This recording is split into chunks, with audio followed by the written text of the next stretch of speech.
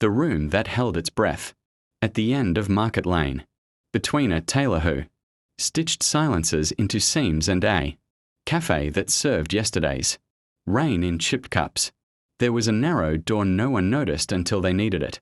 The door had no handle, only a smooth oval where a palm might rest, as if it expected a heartbeat instead of a knock. People discovered the room by accident. A woman searching for a word that would not come. A boy trying to remember the sound of his father's laugh. A man who had walked for hours with a sentence burning his mouth and nowhere to say it.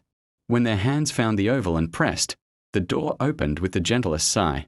Inside, the room was small and undecorated, except for a single chair and a clock without numbers. The clock ticked, but its hands did not move. The air felt different, thick, like the moment just before a question is answered. Those who sat in the chair noticed first that their thoughts slowed, then that the room itself seemed to listen. Not to words exactly, but to what pressed behind them. The woman closed her eyes and felt the missing word rise, not a sound but a shape. It settled into her chest like a pebble finding the bottom of a stream. The boy heard laughter again, not loud, not clear, but enough to remind him it had once existed. The man found his sentence unburned, cooled into something he could carry. No one stayed long. The room did not allow it.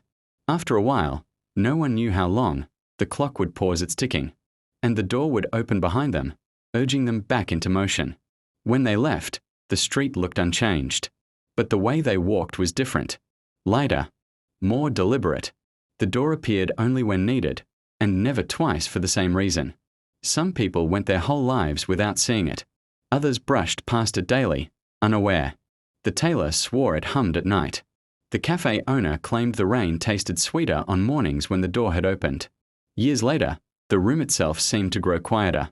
Fewer hands found the oval. The clock ticked more slowly, as if waiting. One evening, as the street lamps flickered on, a child stopped, pressed a palm to the door, and whispered nothing at all.